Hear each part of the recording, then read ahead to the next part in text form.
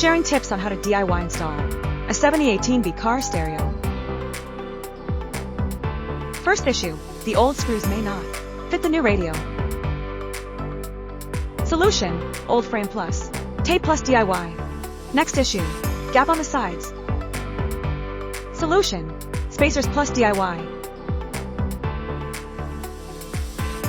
Attach spacers to the display panel. Next issue, alignment. Solution, tape plus DIY plus patience. Next issue, wiring. Solution, ISO cable adapter. Thanks for watching. Happy DIY!